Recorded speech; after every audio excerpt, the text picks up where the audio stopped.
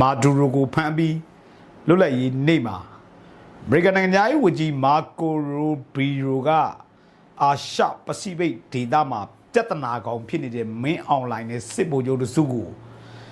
ရာသတန်ပေးလိုက်တယ်လို့ဆိုရမလား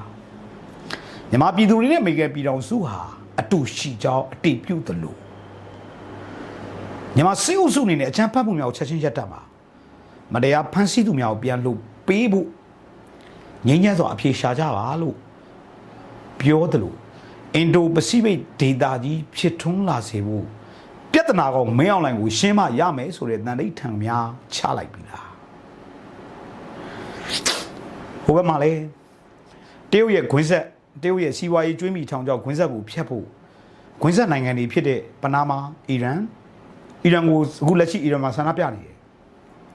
ဆန္ဒပြတဲ့ဒီလိုအကြမ်းဖက်ရင်အမေရိကန်ကဝင်ပစ်မယ်လို့ပြောပြီးသားကဲပြဿနာတွေကတော့စ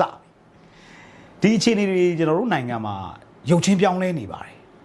အမေရိကန်နိုင်ငံသားရေးဝန်ကြီးရဲ့ပြောဆိုချက်ဟာတာသွားပါတယ်အဲ့ဒီအတွက်မင်းအွန်လိုင်းနဲ့စေအုပ်စုနေပြီးတော့မှအရေးပေါ်အစည်းအဝေးခေါ်ရတယ်လို့မင်းအွန်လိုင်းစေအုပ်စုနဲ့လက်တွဲပြီးတော့မြန်မာပြည်သူလူထုကိုနှိပ်စက်နေတဲ့ DKB တပ်ဖွဲ့ကလည်းတစခန်းထနေပါတယ်ဗျကြောက်ခတ်မှာကြားဖြန့်ယုံအသစ်တွေစောက်ထားတဲ့ကြားဖြန့်ယုံအသစ်တွေစောက်ထားတဲ့ DKB DKB ဟာလူငယ်300ကိုပေါ်တာစွဲသွားတယ်လို့ကျွန်တော်တို့ကြားရပါတယ် DKB ကစိုင်းကြော်လာလို့ကျွန်တော်တို့အကြမ်းမြင်သိထားရပါတယ်အဲ့တော့ကြားဖြန့်အရေးကောင်းစင်နဲ့အမေရိကန်ကဝင်ရောက်ပြီးတော့အရေးယူဖို့ကိစ္စတွေကစိုင်းကြော်လာကမီးစာမွေးပြီလားဆိုတဲ့စဉ်းစားချက်မျိုးလေးကျွန်တော်တို့ရှိပါတယ်စိုင်းကြော်လာကပြဿနာကိုမီးမွေးပြီလားအဲ့တော့ DKB ကစိုင်းကြော်လာအလုံပိတ်10ဘိန်းကားနဲ့မြောက်ဝတီခရိုင်ကြောက်ခတ်ကြေးရွာပတ်ဝန်းကျင်ကအလုံသွားအလုံပြန်လူငယ်တွေကိုလိုက်လံဖမ်းဆီးပြီးတော့ချုပ်နှောင်ပြီးကားတစ်စီးပြီးမောင်းထွက်သွားတယ်ဆိုတဲ့သတင်းကြားရတယ်လူငယ်မိသားစုတွေဟာဖမ်းဆီးခံထားရသူတွေဟာမိသားစုတွေဟာဒေသမှာအုပ်ချုပ်နေတဲ့ KNU တို့ KNL PC တို့ကိုတိုင်ကြားထားတယ်လို့သိရတယ်လက်ရှိအချိန်မှာတော့ဘာသတင်းမှမရသေးဘူးညီမလူငယ်နဲ့ညီမလူလူကိုဗပေါင်းစုံကဒုက္ခပေးနေတယ်ကဘာမှာနာမည်ပြတ်တဲ့ကြားဖြန့်ငွေလိမ်မှုကိုလုပ်နေတဲ့ DKB ခေါင်းဆောင်စိုင်းကျော်လာအပြစ်တွေကတော့များလာပြီနောက်တစ်ချက်က BGN နဲ့ပြောင်းလဲလိုက်တဲ့ KNA နဲ့ပတ်သက်ပြီးစစ်တပ်နဲ့တော်တော်ကိုမချေဝဲနှွှဲဖို့ရှိနေပါတယ်အဲ့တော့ KNA ဟာ KNU နဲ့ပေါင်းပြီးဖအံကိုသိမ်းပြမှသိမ်းလိုက်မှရပါလိမ့်မယ်မဟုတ်ရင်သွေးတို့ဆန်းတို့သွေးပေါင်ချိန်တို့နဲ့စစ်တပ်ဟာအနူနီးနဲ့အကြမ်းနီးနဲ့အမျိုးစုံဆက်လုံးမှာဖြစ်ပါတယ်လက်ရှိမြဝတီမြို့ပေါ်ရဲ့အခြေအနေကတော့တပ်မ2နဲ့တပ်မ4ကအထိုင်ချနေရာယူတက်ဆွဲကင်းပုတ်ဝစ်ပြီးမြဝတီမြို့မကြဖို့ကာကွယ်ဖို့ကြိုးစားနေပါတယ်အဲ့တော့ KNA ဘာလို့မှလဲဆိုရင်မိကုန်းတစ်ခုကလည်းကြီးကြီးမားမားရှိလာသလိုဖအံကိုသိမ်းမလားရွှေကုတ်ကိုပြန်တိုက်ယူမလားမြဝတီကိုပဲဆွဲစီမလားKNA နဲ့ KNU အတွဲဆက်ပေါင်းဆက်မှု view ဟာတစ်ခုနဲ့ကရင်ပြည်နယ်မှာကြီးမားတဲ့တိုက်ပွဲလိုင်းလုံးကြီးတွေနဲ့အတူတက်မှာတက်မှာဒီတက်မှာခွန်တက်မှာရှစ်တိတပြိုင်နဲ့စစ်စီရင်နေပြီးတော့အတွက်ကတော့တကယ်အိမ်မက်ဆိုးတရက်ဖြစ်လာပါလိမ့်မယ်ပပေါင်းစုံကကန်စာတာနှိမ့်ပြီးရရာချီနေတဲ့မာလာဖတ်စစ်တဲ့အတွက်ကတော့အမေရိကန်နိုင်ငံသားဝန်ကြီးရဲ့ပြောစကားစစ်အာဏာရှင်တယောက်ဖြစ်တဲ့မာရူရိုကိုဖမ်းဆီးတဲ့ကိစ္စသူဖင်ကုန်းဦးချတွေတဲ့တရုတ်ပြာရခပြီးခွေးကတဲ့ရောက်နိုင်တဲ့အခြေအနေကိုလည်းသူတွက်ဆမိပါတယ်အဲ့တော့ရုရှားကိုပြေးမလားဘီလာရုကိုပြေးမလားဆိုတဲ့အခြေအနေကိုလည်းကျွန်တော်တို့စောင့်ကြည့်ရပါပါဒီရပိုင်းတွေကတော့မင်းအွန်လိုင်းဖတ်စစ်တဲ့အတွက်တော်တော်အကြက်ရိုက်ပါတယ်အခက်မသိရင်မတာပေါ်နိုင်တဲ့အကွက်တွေကြီးပဲဗျတစ်ဖက်မှာလည်းကျွန်တော်တို့ပြည်သူလူထုရဲ့ခုခံတော်လှန်စစ်ဒရဇက်ဆင်နွှဲနေတယ်ဗျဗမော်စစ်မျက်နှာမှာဒီကနေ့တန်ကြက်ကားတစ်စီးကိုမီးကင်လိုက်တယ်ဆိုတဲ့သတင်းတက်လာတယ်မီးကင်လိုက်တဲ့နေရာကသူတို့စစ်တပ်နားမှာအရေးချင်းမဲ့နေတဲ့စစ်တပ်တိုက်လူစိတ်မရှိတဲ့စစ်တပ်ကို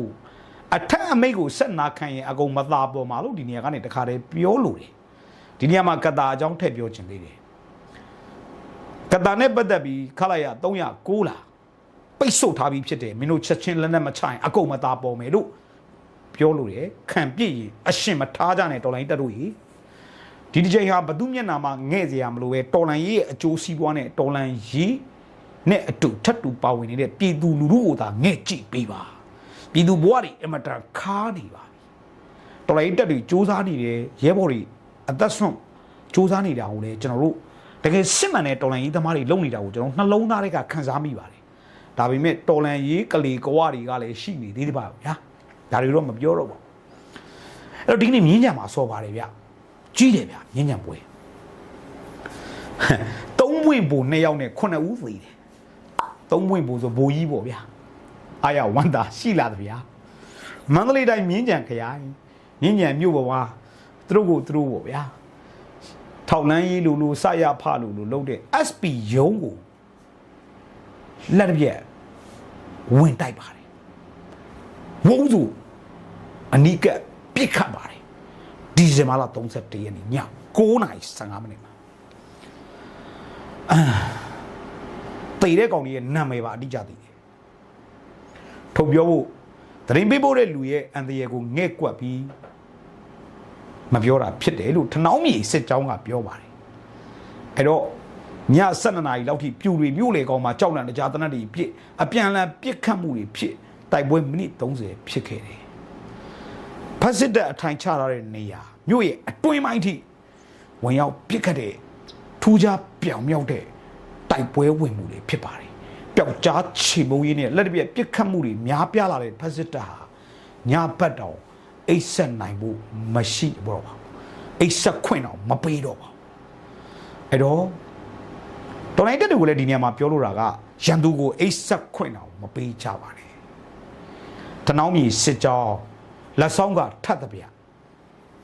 ဒီဇင်ဘာလ29ရက်နေ့မှာပြူစောထီကောင်းဆောင်စင်တင်တေဂီတမယ်တီတာယူမွန်ရဲ့ဘေးနာကလွတ်လွန်ထူးပြီးရွထနေတဲ့ပြူမ3ကောင်ကိုလည်းဖမ်းဆီးပြခဲ့သေးတယ်ဗျ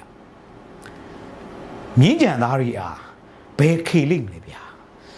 နော်မြင်းကြံနဲ့ပတ်သက်ပြီးကြားလိုက်ရတဲ့သတင်းတွေအရဆိုမြင်းကြံအထူးစစ်စင်ရေးအုံထားနေအောင်ဆိုတာအိမ်မှာနထိုးကြီးကရဲဘော်စိုးအောင်လို့မြင်းကြံဘလက်တိုက်ကဘိုးမိုက်ခဲတို့အခြားတပ်တွေအများအပြားနဲ့စုဖွဲ့မှုအားကောင်းအောင်နဲ့တိုက်ပွဲဝင်မှုတိုက်ပွဲကိုဆက်မပြတ်ဖော်ဆောင်နေတာမြင်းကြံသွေးကလည်းမနှဲတဲ့မြင်းကြံတကယ်တိုက်ရင်တကယ်နိုင်တယ်ဆိုတာကိုလည်းတက်တည်ပြတယ်မြင်းကြံနဲ့အတူတစ်ဖက်မှာလည်းတရားဝတီဘကိုးရိုးမှတကြောမှာတိုက်ပွဲတွေပြင်းထန်တာရှိတယ်တာကြရလမ်းပိုင်းကတက်လာတဲ့ဖက်စစ်တပ်စစ်ကြောင်းကိုဖျက်လိုက်တာမတာပေါ်တဲ့သတင်းရှိပါသေးတယ်ဗျအဲ့တော့ဂျာပြတ်တိုက်ခိုက်မှုတွေပျောက်ကြားချေမှုကြီးတွေတရဆက်လောက်ကင်လာတယ်လို့ဒီတပွဲကတော့အားလုံးဆုံးဖြတ်ထားတာကတော့ရှင်းပါတယ်နိုင်အောင်တိုက်အောင်ပဲပွဲမနိုင်မချင်းတိုက်မဲ့ပွဲအားလုံးလက်လွတ်နေကြပြီလေအိမ်လည်းပြန်ကျင်နေကြပြီတနက်ကင်တော်လိုင်းကြီးဟာ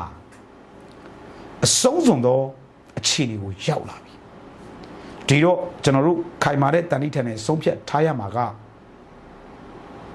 စစ်နိုင်တိုက်ရေးပဲဖြစ်ပါတယ်တော်လိုင်းကြီးကာလနိုင်ငံရေးဟာစစ်အနိုင်တိုက်ရေးပဲဖြစ်ရပါလိမ့်မယ်လုပ်ငန်းစဉ်ရတမေဦးကြစစ်ပွဲကြီးတွေမြို့ဝိုင်းပတ်ပိတ်ဆို့တဲ့စစ်ပွဲကြီးတွေမလုံနိုင်ခဲ့ရင်တော့ရန်သူဘက်စစ်တပ်ကိုအိတ်ဆက်ခွင့်တော့မပေးပဲအမြဲမပြတ်ပျောက်ကြားချေမုံကြီးတိုက်ပွဲဆင်နွှဲကြပါလို့ကျွန်တော်ကတော်ရင်ရဲဘော်တွေကိုလေးလေးစားစားအကြံပြုလိုပါတယ်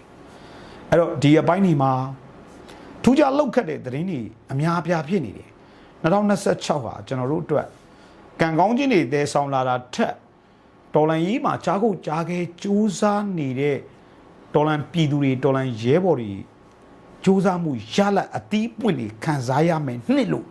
ကျွန်တော်ကတော့ခံခိုင်မာမာယုံကြည်တယ်ယုံကြည်ချက်အတိုင်း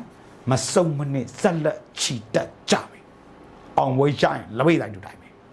ကျွန်တော်ကပေါ်စိန်တော့တာအားလုံးကိုကျေးဇူးတင်ပါတယ်